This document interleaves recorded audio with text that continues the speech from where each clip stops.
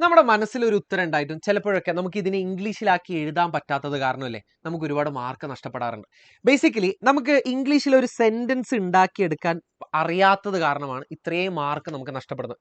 ഈ ഒരു ചെറിയ വീഡിയോയിൽ സെന്റൻസുകൾ ക്രിയേറ്റ് ചെയ്യുന്ന സമയത്ത്, സെന്റൻസുകൾ ഉണ്ടാക്കുന്ന സമയത്ത് നിങ്ങൾ ശ്രദ്ധിക്കേണ്ട കുറച്ച് കാര്യങ്ങൾ ഞാൻ പറഞ്ഞുതരാം. എന്താണ് ഒരു സെന്റൻസ് എന്ന് പറയുന്നത്? സെന്റൻസിൽ നിങ്ങൾക്ക് രണ്ട് കാര്യങ്ങൾ ശ്രദ്ധിക്കാൻ പറ്റും. ആര് എന്താണ് ചെയ്യുന്നത്?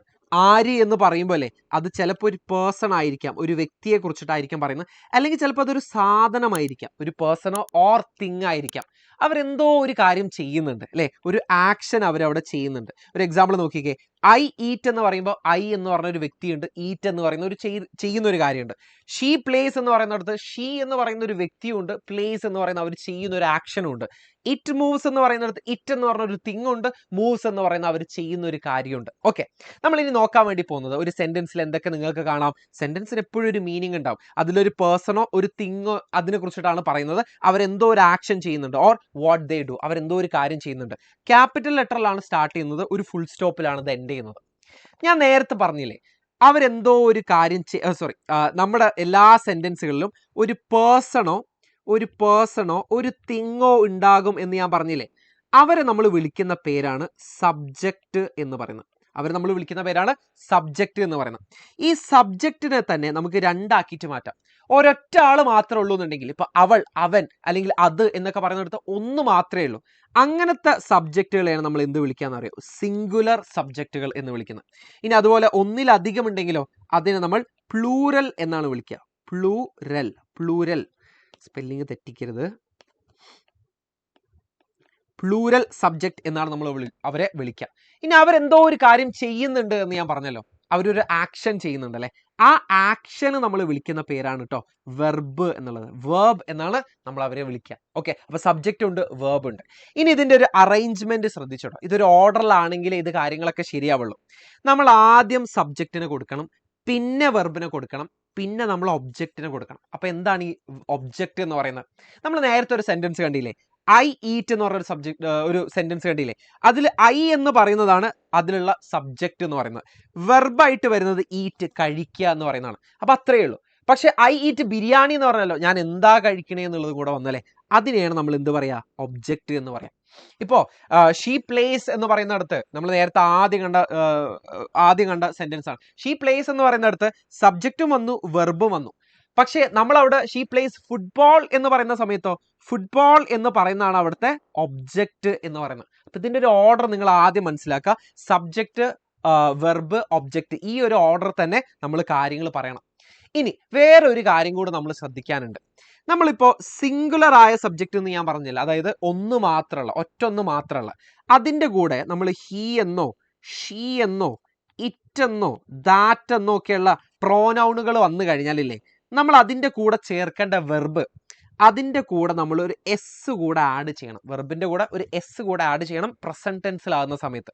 ഇനി അതല്ല പ്ലൂരൽ ആയ സബ്ജക്റ്റ് ആണ്, ഒന്നിലധികം ഉണ്ട്, കാർസ് അല്ലെങ്കിൽ ഡോഗ്സ്, ക്യാറ്റ്സ് എന്നൊക്കെയാണ് വരുന്നുണ്ടെങ്കിലോ, അല്ലെങ്കിൽ അതിന്റെ കൂടെ തൽക്കാലം നമ്മൾ വേറൊരു സാധനം കൂടെ ആഡ് ചെയ്യുന്നുണ്ട്, ഐയും യു എന്ന് പറയുന്ന ഒന്നേ ഉള്ളൂ ശരിക്കും പറഞ്ഞാൽ, പക്ഷെ തൽക്കാലം നമ്മൾ ഇതിനെ പ്ലൂരലിന്റെ കൂടെ തന്നെയാണ് പറയുന്നത്.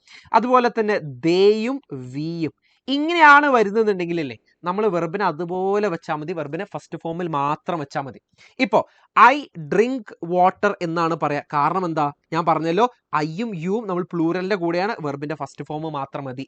ഷീ റൈറ്റ്സ് എന്നാണ് പറയേണ്ടത്. കാരണം എന്താ? ഞാൻ പറഞ്ഞല്ലോ, ഹീയും ഷീയും ഒക്കെ വന്നു കഴിഞ്ഞാൽ നമ്മൾ അവിടെ ഒരു എസ് കൂടെ ആഡ് ചെയ്യണം എന്ന് ഞാൻ പറഞ്ഞല്ലോ. ദേ പ്ലേ ഫുട്ബോൾ എന്നാണ്, അല്ലെങ്കിൽ ദേ പ്ലേ ബോൾ എന്നാ പറയാ. കാരണം എന്താ? ദേ എന്ന് വന്നു കഴിഞ്ഞാൽ അവിടെ നമ്മൾ വെർബിനെ അതുപോലെ വെച്ചാൽ മതി. ദ ബോയ് ഡ്രോസ് എന്നാണ് പറയേണ്ടത്. കാരണം എന്താ? അവിടെ ഒരു എസ് ആഡ് ചെയ്യണം. ഞാൻ നേരത്തെ കാണിച്ചു തന്നില്ലേ, ഹീയും ഷീയും വരുന്ന സമയത്ത് നമ്മൾ അവിടെ ഒരു എസ് ആഡ് ചെയ്യണം.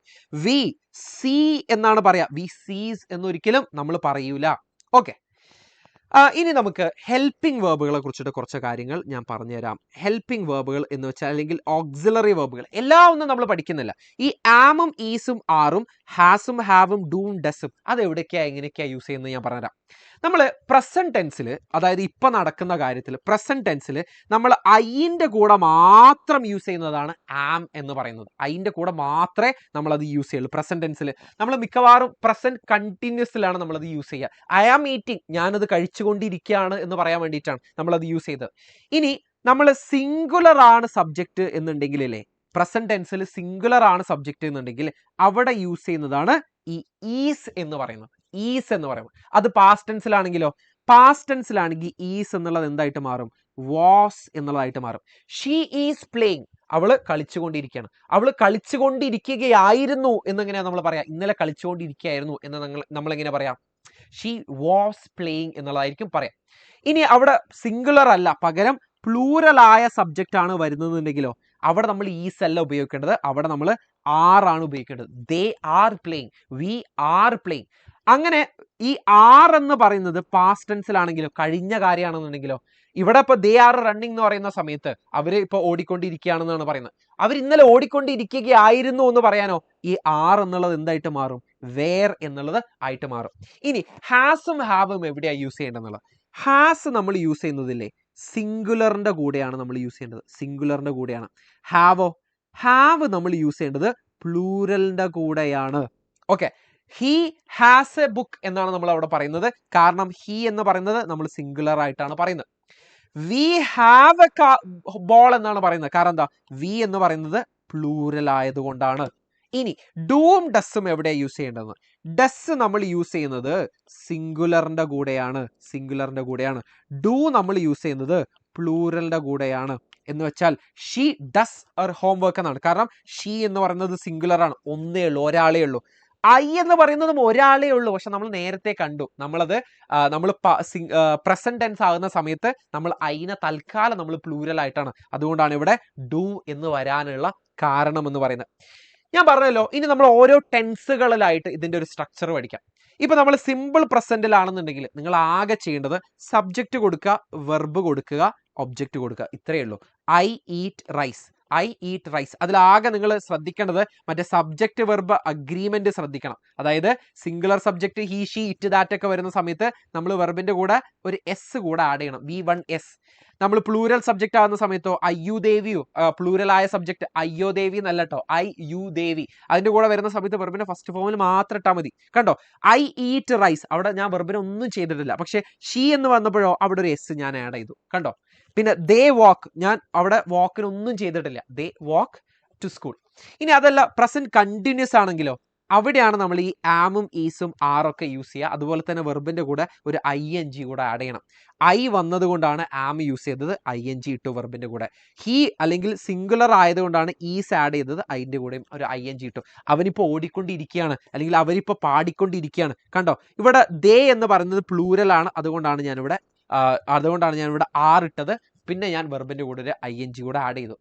ഇനി പാസ്റ്റ് ടെൻസിലാണ് പറയുന്നുണ്ടെങ്കിലോ, സിമ്പിൾ പാസ്റ്റിലാണെങ്കിലോ ഒന്നുമില്ലടാ, സബ്ജക്റ്റ് കൊടുക്കുക, പാസ്റ്റിന്റെ വെർബിലാണ്, അതായത് വെർബിന്റെ സെക്കൻഡ് ഫോമിലാണ് കൊടുക്കേണ്ടത്. ഈറ്റ് എന്ന് പറയാൻ പറ്റൂല, എയ്റ്റ് എന്ന് പറയണം, കഴിച്ചു എന്ന് പറയണം.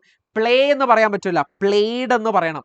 റൺ എന്ന് പറയാൻ പറ്റില്ല, റാൻ എന്ന് പറയണം. വെർബിനെ സെക്കൻഡ് ഫോമിലേക്ക് അങ്ങോട്ട് മാറ്റിയാൽ മതി, വേറെ ഒന്നും ചെയ്യേണ്ട. ഇനി പാസ്റ്റിൽ നടന്നുകൊണ്ടേയിരിക്കുകയാണെന്ന് എങ്ങനെയാ പറയാ? പാസ്റ്റ് കണ്ടിന്യൂസ് എന്നാണ് പറയാ. ഒന്നും ചെയ്യാനില്ല. നേരത്തെ നമ്മൾ ഈസ് എന്ന് കൊടുത്തില്ലേ, ഈസിന്റെ പകരം ഇവിടെ വാസ് ആയി. നമ്മൾ നേരത്തെ ആർ എന്ന് കൊടുത്തില്ലേ, ആർ എന്നുള്ളത് വേറായി, അത്രയേ ഉള്ളൂ. സബ്ജക്റ്റ് ആദ്യം കൊടുക്കുക, വാസ് വേർ കൊടുക്കുക, വെർബിന്റെ കൂടെ ING. I was eating, I എന്ന് പറയുന്നത് സിംഗുലർ ആണ്, ഇപ്പത് പാസ്റ്റ് ടെൻസിൽ അത് സിംഗുലർ ആണ്, അപ്പൊ നമ്മൾ വാസ് കൊടുത്തു. ഷീ എന്ന് പറയുന്നതും സിംഗുലർ ആണ്, വാസ് കൊടുത്തു. ദേ എന്ന് പറയുന്നത് പ്ലൂരൽ ആണ്, അതുകൊണ്ടാണ് നമ്മൾ വേർ എന്ന് കൊടുത്തത്. ഹി എന്ന് പറയുന്നത് സിംഗുലർ ആണ്, അതുകൊണ്ടാണ് നമ്മൾ വാസ് എന്ന് കൊടുത്തത്. ഇത്രയേ ഉള്ളൂ പരിപാടി. വാസും വേറും അതിനനുസരിച്ച് കൊടുക്കുക, ING ഫോം വെർബിന്റെ കൂടെ ഇട്ട് കൊടുക്കുക, പരിപാടി തീർന്നു. ഒരേ ഒരു വെർബും കൂടെ പറഞ്ഞു തന്നിട്ടില്ലേ നമുക്ക് ഇന്നത്തെ പരിപാടി തീർക്കാം. അത് വെർബല്ല, ടെൻസും കൂടെ നോക്കിയിട്ട് സിമ്പിൾ ഫ്യൂച്ചർ നമുക്ക് നോക്കാം. സിമ്പിൾ ഫ്യൂച്ചറിന്റെ സ്ട്രക്ചർ എന്ന് പറയുന്നത് സബ്ജക്റ്റ് കൊടുക്കുക, വിൽ എന്ന് പറഞ്ഞിട്ടുള്ള ഒരു ഓക്സിലറി വെർബ് കൊടുക്കുക, വെർബിന് ഒന്നും ചെയ്യാതെ ഇട്ട് കൊടുക്കുക. ഞാൻ നാളെ അങ്ങനെ ചെയ്യും എന്നാണ് അതിന്റെ അർത്ഥം. എന്ന് വെച്ചാൽ ഐ വിൽ ഈറ്റ്, ഞാൻ നാളെ ഭക്ഷണം കഴിക്കും, ഒന്നും ചെയ്യാനില്ല, വില്ലിട്ട് കൊടുക്കുക, വെർബിന് ഒന്നും ചെയ്യാതെ ഇട്ട് കൊടുക്കുക. ഷീ വിൽ കം, അവള് വരും എന്നുള്ളതാണ്. വില്ലിട്ട് കൊടുക്കുക, കമ്മിന് ഒന്നും ചെയ്തിട്ടില്ല. ദേ വിൽ പ്ലേ, അവര് കളിക്കും എന്നാണ് പറയുന്നത്. വില്ലിട്ട് കൊടുക്കുക, പ്ലേനെ ഒന്നും ചെയ്യാതെ വെക്കുക. വെർബിന് അവിടെ ING ഫോം ഇടരുത്, എസ് ഇട്ട് കൊടുക്കരുത്, വെർബിനെ സെക്കൻഡ് ഫോമിലേക്ക് ഇട്ട് കൊടുക്കുക, ഒന്നും ചെയ്യരുത്, അതിനെ അതുപോലെ വെക്കുക എന്നുള്ളതാണ്. ഇതാണ് സിമ്പിൾ ഫ്യൂച്ചർ എന്ന് പറയുന്നത്. നിങ്ങൾക്ക് ഈ കാര്യങ്ങൾ അത്രയും മനസ്സിലായിട്ടുണ്ടോ എന്നുള്ളത് നിങ്ങൾക്ക് നിങ്ങളെ തന്നെ ഒന്ന് ടെസ്റ്റ് ചെയ്യാം. ഞാനിവിടെ കുറച്ച് ക്വസ്റ്റ്യൻസ് കൊടുക്കുന്നുണ്ട്, നിങ്ങൾക്കൊന്ന് സ്ക്രീൻഷോട്ട് എടുക്കാം. ഇത് സ്ക്രീൻഷോട്ട് എടുത്തിട്ട് നിങ്ങൾ തന്നെ ഇതിന്റെ ആൻസർ ഒന്ന് കമന്റ് ബോക്സിൽ ഒന്ന് ഇതിന്റെ ആൻസർ കൊടുക്കണം. എത്രാമത്തെ ചോദ്യമാണെന്നുള്ളത് മാത്രം നിങ്ങൾ മെൻഷൻ ചെയ്താൽ മതി. അറ്റ്ലീസ്റ്റ് ഒരു ചോദ്യത്തിൻ്റെങ്കിലും ഉത്തരം എഴുതാൻ നിങ്ങൾക്ക് അറിഞ്ഞില്ല എന്നുണ്ടെങ്കിൽ, നിങ്ങൾ അത്രയെങ്കിലും കമന്റ് ബോക്സിൽ ഇട്ടില്ല എന്നുണ്ടെങ്കിലേ നിങ്ങൾ വലിയൊരു അപകടത്തിലേക്കാണ് പോകുന്നത്. അപ്പോൾ ഒന്നുകൂടെ വീഡിയോ നിങ്ങൾക്ക് കാണാം, കാര്യങ്ങളൊക്കെ ഒന്നും കൂടെ മനസ്സിലാക്കാം. ഈ ചോദ്യത്തിന്റെ ഒരു ഉത്തരമെങ്കിലും നിങ്ങൾ താഴെ കൊടുക്കണം. അപ്പോൾ നിങ്ങൾ കൊടുക്കും എന്ന് ഞാൻ വിചാരിക്കുന്നു. അപ്പോൾ നമുക്ക് വേറൊരു വീഡിയോയിൽ ഇതിന്റെ പാർട്ട് 2 നോക്കാം. ഇങ്ങനെ സെന്റൻസ് ഇങ്ങനെ മെല്ലെ മെല്ലെ മെല്ലെ ഉണ്ടാക്കിയെടുക്കാൻ നമുക്ക് പഠിക്കാം. ഓക്കെ, വേറൊരു വീഡിയോയിൽ കാണാം.